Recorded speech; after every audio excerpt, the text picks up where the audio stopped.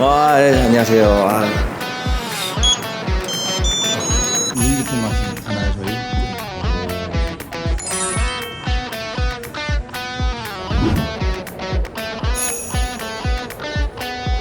돈이 되나요? 평균적으로 한 1억 9천 정도. 한 달에? 흔히 얘기한 1,500에서 2,000 정도 되겠네요. 먼저 하시면서 이 일 하시면서 가장 조금 어려운 부분은 그런 건가요? 좀 반품 문제라든지. 가장 어렵다기보다 반품이 없으면 진짜 괜찮을 것 같긴 해요. 여러분 안녕하십니까. 자, 오늘은 어떤 컨텐츠를 하냐, 굉장히 또 재밌는 걸 찍어볼 예정입니다. 제가 지난번에 한 3년 전인가 4년 전인가 했던 컨텐츠가 있는데, 리셀러의 하루라고 해서 이제 백화점에서 이제 물건을 사서 판매하시는 분 있잖아요. 그 컨텐츠를 올렸을 때 반응이 굉장히 좋았습니다. 근데 오늘 이제 또 다른 분을 찍어볼 예정이에요. 명품 구매 대행 같은 거 하시는 분이신데, 한번 만나서 어떤 거를 이제 사고 팔고 그리고 어떻게 돈을 버시는지 한번 찍어보도록 하겠습니다. 감사합니다, 기사님.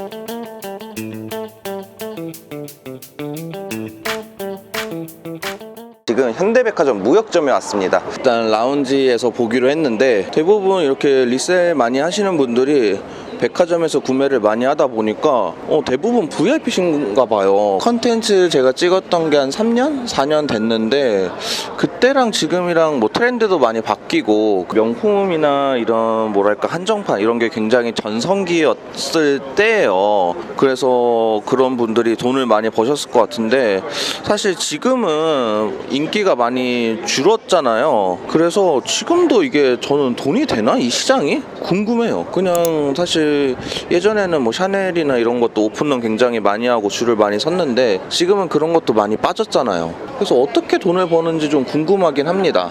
네, 안녕하세요. 네, 안녕하십니까. 저는 이제 브랜드 유통 중에서도 백화점 상품을 구매 대행 형태로 판매하고 있으면서 온라인으로 두 가지 정도 유통 브랜드를 운영하고 있습니다. 하나가 백화점 상품들이고요. 하나가 이제 신선식품, 그러니까 해산물이랑 이제 과일, 채소 등 이런 것들을 이제 위탁으로 판매를 하고 있고요. 제가 하는 일 관련해서 이제 좀 교육 사업도 지금 진행하고 있는 유튜브 사업학 몸자 채널의 몸자라고 합니다. 학과님과 이렇게 귀한 시간 보내게 돼서 감사하게 생각합니다. 반갑습니다. 제가 감사드리죠.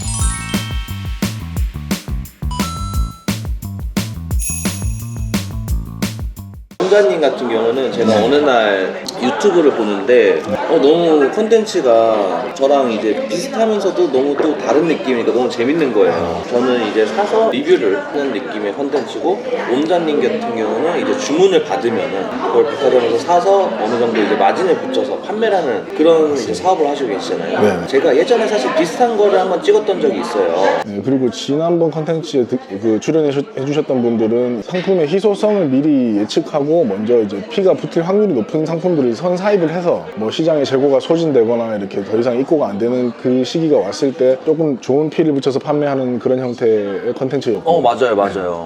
제가 주력으로 하고 있는 거는 이제 그런 거라기보다는 매출이 확보된 상태에서 매입이 들어가는 이런 형태라고 보시면 됩니다. 최종 소비자가로 매입을 해서 거기서 피를 붙여서 제3의 소비자에게 판매한다는 측면에서는 공통점이 있습니다. 그럼 그 차이가 있구나. 차이점이 있습니다. 그럼 저희가 오늘 어디를 갈 예정이죠? 저희 오늘 여기 현대백화점 무역센터점인데, 여기서 이제 소자파류도 일부 좀 바잉을 하고, 그 다음에 롯데 잠실 백화점 그 에비뉴엘관 가가지고 또 다른 브랜드에서 좀 일부 사입을 해서 일부 제품 리뷰를 하고, 또 백화점이나 쇼핑적인 측면에서 제가 이제 경험했던 것들, 제가 경험했던 그런 브랜드나 백화점의 어떤 제도나 이런 것들을 구독자분들께 재미있게 좀 소개해드리는 시간 좀 가져보도록 하겠습니다. 자, 그러면은 오늘 몸자님과 함께 몇 군데 백화점도 돌아다녀보고 같이 이제 물건 구매도 하면서 몸자님이 이제 어떻게 사업을 하시는지 같이 한번 알아보는 시간을 가져보도록 하겠습니다. 자, 대표님, 저희 이제 어디 가죠? 루이비통 남성 매장 한번 가보려고 합니다. 루이비통 남성? 제가 전에 갑자기 촬영했던 게 생각나는데, 진짜 그분은 너무 바쁘게 움직이시더라고요. 네. 그러니까 대표님처럼 물건을 정해놓고 딱 예약해놓고 사는 게 아니라 그냥 계속 오픈런 하듯이 신세계 갔다가 롯데 갔다 신세계 갔다가 진짜 밥도 못 먹고 촬영했어요. 예약한 시간이 있어서 한 군데만 좀 갔다가 식사를 하시면 좋습니다. 얼마 안 걸립니다. 알겠습니다. 루이비통 맛이 가나요, 저희?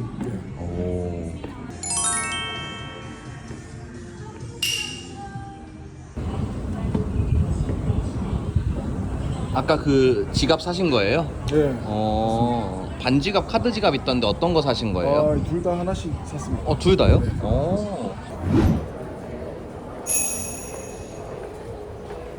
대표님, 네. 고야드는 어쩐 일로 가신 거예요? 고야드는 새로 런칭한 컬러가 있다 그래서 원래 다른 날 예약이 돼 있는데 오신 김에 겸사겸사? 요즘에 그냥 이제 그 예약한 날만 보여줄 수 있다고 해요. 자, 이제 저희는 차를 타고 롯데로 넘어가나요? 넘어갑니다. 좋습니다.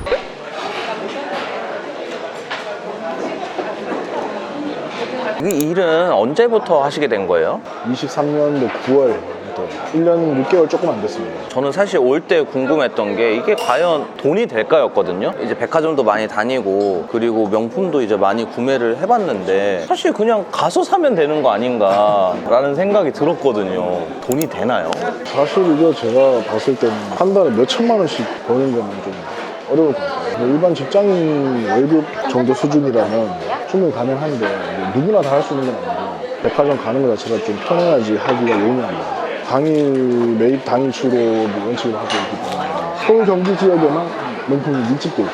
그러니까 지방 사시는 분들이라든지 택배는 어차피 하루면 가니까. 네. 지금 제가 방금 매입한 것도 홈페이지에 없는 상품이에요. 그런 것들은 사실 매장에 가서만 보고 살 수 있는데 지방에 계신 분이 백화점이 멋진 분이 갖고 싶다 그러면 저희 같은 판매자들이 업로드 해놓은 상품을 보고 이제 사는 방법이 유의하게 돼 있죠, 사실. 어떤 분들은 백화점 명품 매장에 들어가는 것 자체가 부담스럽다고 하더라고요. 맞아요. 어떤 여사님께서 대치동 사세요. 백화점 막 신세 강남도 있고 압구정도 있고 많잖아요. 근데 디올 백을 주문 주셨는데 매장에 가서 안 좋았던 경험이 있는 약간 어떤 직원들이 1대1 응대 시스템이잖아요. 근데 이제 그 응대를 주고받는 경험이 쾌적하지 않았던 경험이 있는 거예요. 많죠. 케이스가 많긴 많습니다. 백화점에 가서 명품을 처음 샀을 때가 기억이 나는데 그때 좀 많이 긴장했던 것 같아요. 잘 갖춰 입어야 될 것 같고 뭔가 그냥 좀 주눅이 들었던 거죠. 저는 뭐 아직도 그렇게 하는데 그리고 뭘 되게 많이 물어보더라고요. 고객 정보라든지 포인트라든지 뭐 지금은 사실 그런 거 다 너무 잘 이해하고 알지만 그 당시엔 나 그냥 빨리 나가면 좋겠는데 또 뭐 이렇게 질문이 많은 거야. 그리고 또 뭐 이렇게 포장이 왜 이렇게 오래 걸리는 거야. 그냥 대충 해주지. 그랬던 기억이 나네요. 그러면 혹시 대표님 실례가 안 된다면은 한 달에 매출이 어느 정도 나오나요? 매출이 최근 한 6개월 정도 보면은 평균적으로 한 1억 9천 정도. 한 달에? 월 평균 매출 1억 9천 정도. 순이익은 한 몇 프로 정도 되나요? 순이익이 이게 좀 제가 다른 채널에서는 굉장히 작게 말했거든요. 근데 다 끌어당기면 10% 넘어가는데 정말 보수적으로 저는 이제 8, 9%라고 말씀을 드려요. 순이익이 한 1,500에서 2,000 정도 되겠네요. 2천까지는 되는 달이 좀 드물고 2억이 확 넘어가야 2천이 되고 한 1,500 정도? 1,500 정도. 와, 그러면 아까 사실 그 라운지도 이제 현대백화점 제일 높은 등급 자스민 블랙 라운지였잖아요. 와, 그럼 한 달에 1, 2천씩 쇼핑하시면은 백화점 등급 같은 경우는 제일 높은 등급이겠네요. 한 군데 빼고. 저희가 이 다음 롯데 가는데 그럼 롯데도 에비뉴의 블랙 등급인가요? 네네. 롯데까지.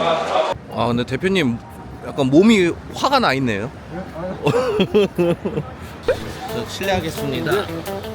하루 루틴이 어떻게 되세요? 요즘에 최근에 좀 정착한 루틴은 05시 반 기상에서 05시 반이요? 05시 30분 기상. 와.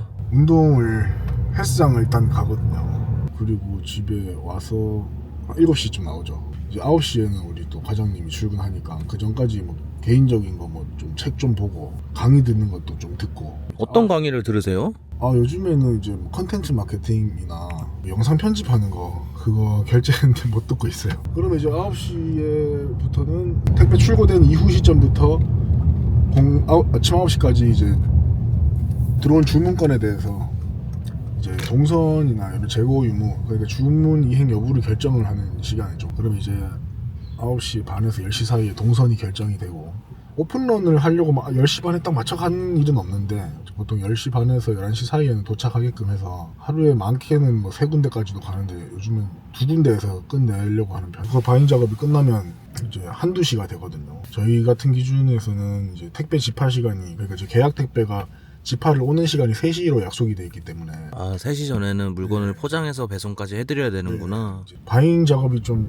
일찍 끝나거나 좀 늦게 끝나는 그거에 따라서 점심시간이 좀 달라져요. 그 시간이 남으면 그 시간 동안에 이제 사진 촬영을 전 상품 다 하지는 못해도 조금씩 해놓고 지파를 준비를 이제 포장을 다 하기 전에 그건 택배 배송 후에는 어떻게 돼요? 3시 이후에는? 기존에 등록해놨던 상품들에 대해서 좀 관리 작업이 좀 들어가야 되거든요.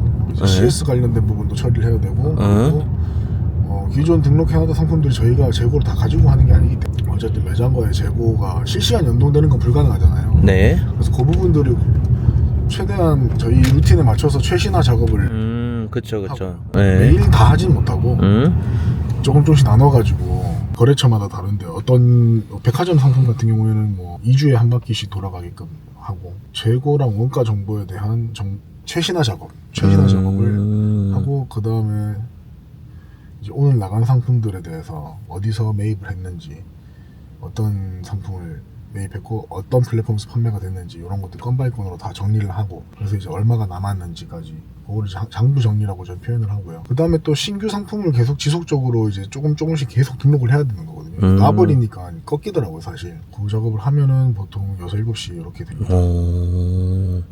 그래서 지파가 좀 빨리 끝나거나 그런 날에는 아니면 이제 신규 등록을 이틀치를 하루 만에 다 했다 그러면 이제 주간에 우리 과장님하고 같이 회사 옆에 있는 헬스장 가서 운동하죠. 생각보다 쉽진 않네요. 전업으로 하다 보니까 신규 상품도 저희가 취급하는 브랜드들에서 신제품들이 입고되는 텀이 생각보다 빨라요. 그래서 다 쫓아갈 수가 없거든요. 과거의 데이터를 통해서 예측을 해보는 거죠. 사실 신상품이라는 거는 브랜드에서 이제 출시한 건데 누구한테나 다 신상품이고 데이터가 없어요 어차피.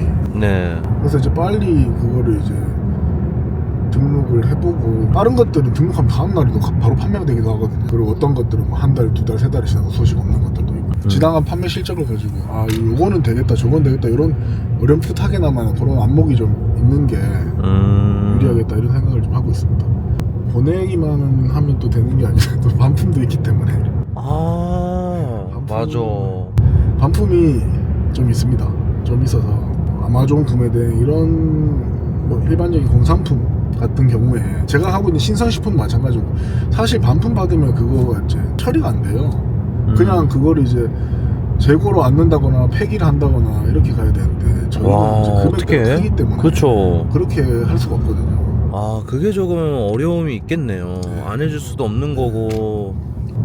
이제 반품건에 대해서 후속 조치가 계속 들어가줘야 되거든요. 그리고 반품 건수를 좀 최소화하기 위해 가지고 저희가 좀 생각하고 움직이는 게 뭐냐, 이제 반품한 사유를 접하게 되잖아요. 가방류 같은 경우에는 뭐 사진보다 크다, 사진보다 작다, 그리고 뭐 벨트 같은 경우에도 사이즈 단위가 내가 착각했다. 방금 말씀드린 케이스 같은 경우에는 상품에 대한 정보가 부족해서 반품하는 거잖아요. 이런 건들에 대한 반품을 좀 줄여 나갈 수 노력을 할 수 있거든요. 예를 들면 정보를 더 주면 되잖아요. 그쵸. 그래서 이제 그런 거를 조금 줄어들긴 하죠, 반품. 좀 하시면서 이 일 하시면서 가장 조금 어려운 부분은 그런 건가요? 좀 반품 문제라든지.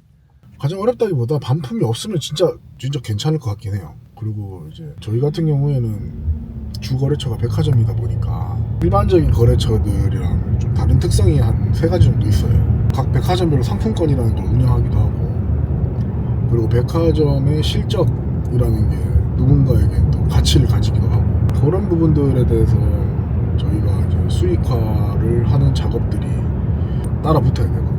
근데 사실 그 온라인 같은 경우는 반품하기가 너무 쉽잖아요. 우리가 대면으로 하는 게 아니기 맞아요. 때문에. 만약에 저라면은 명품 매장 다시 가서 네. 반품하는 게 조금 불편할 것 같긴 해요. 이게 사람 얼굴 보고 해야 되는 거니까. 그들한테는 사실 돈이거든요. 그 직원들한테는 이제 인센, 이제 수익이 생기는 거기 때문에 반품하면은 사실 상대방 입장에서는 기분이 좋을 수는 없죠. 물론 그쵸. 이게 뭐 안 되는 건 아니지만 당연히 해줘야 되는 거긴 하지만 그래도 마음속에 그런 불편함, 찝찝함 있죠. 그런 건 있죠. 있어요. 그게 쉽지는 않을 것 같아요, 사실. 네. 반품 들어온다고 하더라도. 네.